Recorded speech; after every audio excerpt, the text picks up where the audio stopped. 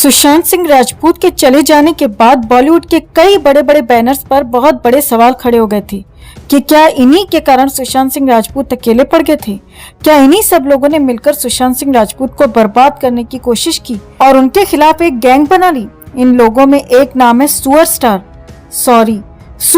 सलमान खान का। और सलमान खान का नाम जब से इस पूरे इश्यू में आया तब से लोगों ने उससे नफरत करना भी शुरू कर दिया था और सोशल मीडिया पर उसे अनफॉलो करना शुरू कर दिया था।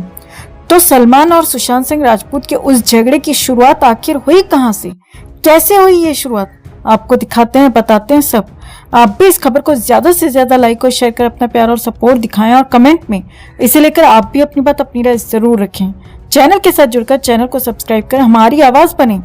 तो ये बात है 2017 की। 2017 में बॉलीवुड के एक नामी मैगजीन जो कि अपना एक बहुत बड़ा अवार्ड फंक्शन भी करवाती है, उसने एक खबर छापी थी जिसमें लिखा गया था कि बॉलीवुड के दो एक्टर्स में एक पार्टी में झगड़ा हो गया और उसमें से एक जो एक्टर था वो एक बहुत बड़े सुपरस्टार को अपना मेंटोर मानता था और उसी के अंडर बॉलीवुड में आने की ट्रेनिंग ले रहा था और उसी सुपरस्टार ने उसे लॉन्च किया था। जी हाँ, यहाँ पर दो एक्टर्स जिनकी बात हो रही है वो है सुशांत सिंह राजपूत और सूरज पंचोली।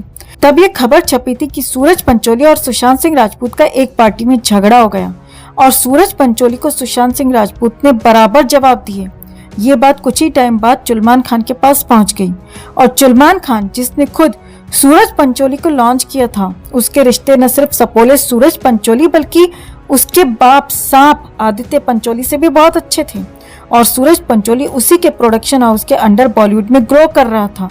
यही कारण है कि जब सूरज से ये झगड़े की बात सलमान ने सुनी तो वो अपने आप को रोक नहीं पाया, उसे भी गुस्सा आया और उसने सुशांत को कॉल किया और उस कॉल में उसने सुशांत को बहुत कुछ बुरा भला कहा, गाली गलौज की और उन्हें इंडस्ट्री से बाहर फेंकवा देने की, उन्हें बर्बाद करने की धमकी भी दे डाली। और इसी दौरान ये भी खबरें आई थी कि सलमान खान सुशांत को लेकर एक फिल्म भी बनाने वाला था अपने ही बैनर सलमान खान फिल्म्स के अंडर। इस फिल्म में वो जैकलीन को भी कास्ट करने वाला था, लेकिन इस इंसिडेंट के बाद सलमान ने वो फिल्म ही कैंसिल कर दी। इनफैक्ट इस इंसिडेंट के बारे में सलमान से कुछ टाइम बाद जब एक इवेंट के दौरान पूछा गया कि क्या वो सुशांत सिंह राजपूत के साथ एक फिल्म कर रहे हैं, तब सलमान ने कहा कि कौन सुशांत सिंह राजपूत। इसके बाद मीडिया ने उन्हें बताया कि वही सुशांत सिंह राजपूत जो कायपोचो में काम कर चुके हैं। तो सुपरस्टार ने कहा कि मैं क्यों सुशांत सिंह राजपूत के साथ फिल्म करूंगा। कुछ इस तरह का बेरुखा जवाब सलमान भाईजान ने दिया था और इतिहास गवाह है कि जब जब सलमान से किसी भी इवेंट में उन लोगों के बारे में सवाल किया जाता है जो उसकी गुड बुक्स में नहीं रहते या जिनका उसके साथ कोई पंगा हो चुका होता है, तो वो उसे पहचानने से भी इनकार कर देता है, भले ही वो विवेक ओबेरॉय हो या फिर अरिजीत सिंह हो। और उसके इस जवाब से कहीं न कहीं सुशांत और सलमान के बीच का वो कोल्ड वॉर भी झलक गया था। इसके बाद एक टाइम ऐसा भी आया जब सलमान और सुशांत सिंह राजपूत को फेस टू फेस भी होना पड़ा। जी हाँ, फिल्म केदारनाथ के टाइम जब बिग बॉस पर इस फिल्म को प्रमोट करना था, लेकिन इसके पीछे की भी एक कहानी है। वो ये कि इस फिल्म में सारा अली खान थी, डेब्यू फिल्म थी और सारा अली खान की मॉम अमृता सिंह के सुपरस्टार से बहुत अच्छे रिश्ते थे।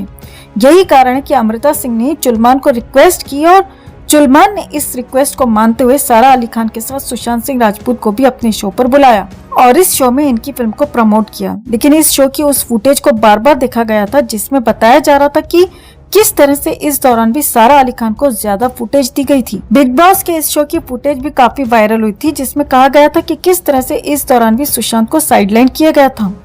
तो यही वो रीजन था जिस वजह से सलमान खान और सुशांत के रिश्ते बिगड़े थे और इसके बाद एकदम अचानक से सुशांत के लिए मीडिया में ब्लाइंड आर्टिकल्स आने लग गए।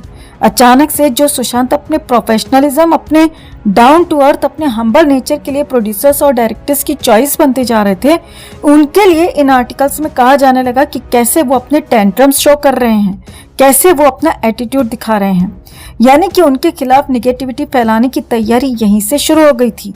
उनके खिलाफ गैंगअप कर उन्हें इस बॉलीवुड गुंडों ने, जैसे कि सलमान खान, आदित्य चोपड़ा, करण जौहर वगैरह ने मिलकर बाहर निकालने का मन बना लिया था। ऐसे में ये कहना गलत नहीं होगा कि बहुत दम था बंदे में। जीते जी इतने बड़े लोग उनसे इनसिक्योर हो गए और इस दुनिया से जाने के बाद भी सुशांत इतना दम रखते हैं कि इस पूरे बॉलीवुड, इस गटरवुड का नक्शा ही बदल डाला। आज इस बॉलीवुड गटरवुड की सच्चाई सभी जान चुके हैं। तो आपको क्या लगता है दोस्तों, सुशांत के साथ जो कुछ हुआ उसके लिए इस सुपरस्टार को क्या सजा मिलनी चाहिए? कमेंट में से लेकर आप भी अपनी बात, अपनी राय जरूर रखें और वीडियो को ज्यादा से ज्यादा लाइक और शेयर कर अपना प्यार और सपोर्ट भी जरूर दिखाएं। दोस्तों, सुशांत की मौत सिर्फ मौत नहीं है, बल्कि बॉलीवुड के फैंस के लिए एक ऐसा सबक है जिसने समझा दिया है कि इस चमचमाती दुनिया के पीछे का सच बेहद गंदा है। जो पर्दे पर दिखता है वो सिर्फ झूठ है। असल में ये सब क्रिमिनल माइंड के लोग हैं। किसी सीधे साधे कलाकार को कैसे असॉल्ट करना है, कैसे उसको डिप्रेशन में डालना है और कैसे उसको ये बताना है कि वो किसी काम का नहीं है, ये बहुत अच्छी तरीके से जानते हैं। और हैरानी तो इस बात की है कि इस मामले में कुछ आउटसाइडर कलाकार भी कम नहीं है दोस्तों।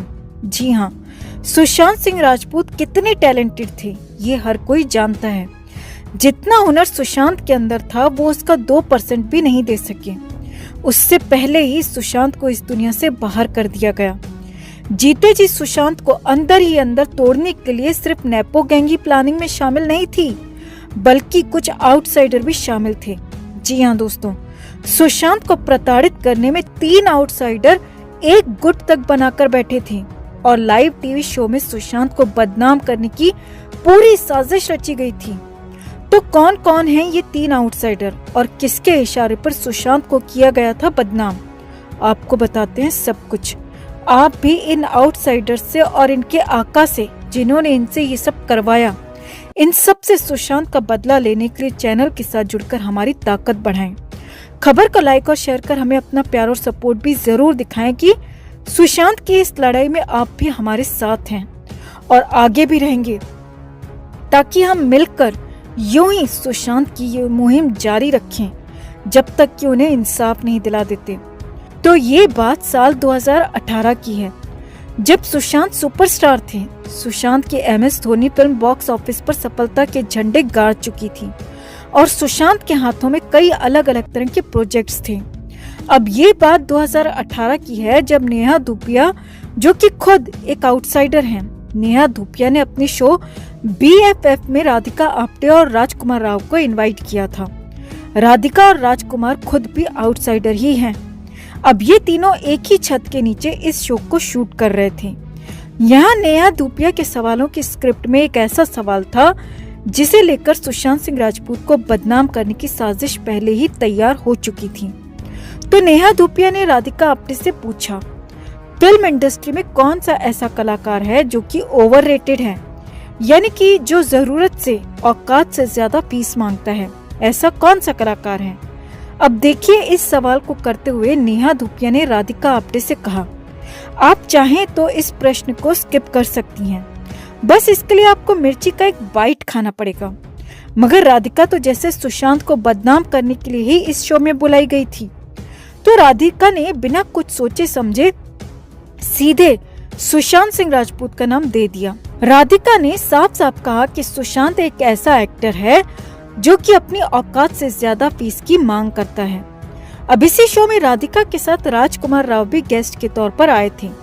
अब राजकुमार राव को तो जैसे पहले से पता था कि राधिका सुशांत का ही नाम लेगी, तो राजकुमार ने डिप्लोमेटिक अंदाज में सवाल को स्किप कर दिया और मिर्ची का बाइट खा लिया।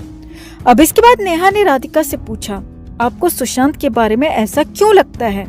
तो राधिका ने कहा, मेरे कई सोर्सेज से मुझे पता चला है कि वो फिल्मों के लिए बहुत पैसा मांगता है। नेहा ने हंसते हुए कहा, वो तो धोनी कर चुका है, सुपरहिट फिल्म दे चुका है, फिर भी ऐसा क्यों बोल रही हो? तो राधिका बोली, ऐसा तो कोई भी कर सकता है, कोई भी धोनी बन सकता है।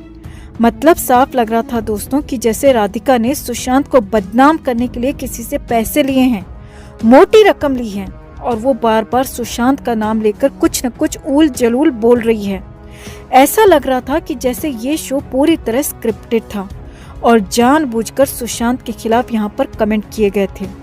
वैसे आपको याद होगा कि कुछ इसी तरह करण जौहर के शो कॉफी विद करण में आलिया भट्ट, परिणीति चोपड़ा और करीना कपूर भी सुशांत को लेकर गंदे और भद्दे कमेंट्स कर चुकी हैं। आलिया भट्ट ने तो ये तक कह दिया था कि वो सुशांत को मार देना चाहेंगी। मतलब आप समझ सकते हैं कि सुशांत से किस तरह की जलन बॉलीवुड इंडस्ट्री में और इन कलाकारों को थी। सिर्फ नेपो गैंग को ही नहीं बल्कि बाहरी कलाकार भी सुशांत से बहुत जला करते थे। कैसे चारों तरफ से सुशांत को घेरा गया, किस तरह सुशांत को अंदर ही अंदर तड़पाने के लिए स्क्रिप्ट लिखी गई, प्लानिंग की गई, कैसे हर नेगेटिव सवालों का जवाब सुशांत के नाम पर ही रखा गया। और हैरानी की बात तो यह है कि इस गंदी साजिश में नेहा धूपिया, राधिका आप्टे और राजकुमार जैसे बाहरी कलाकार भी शामिल थे।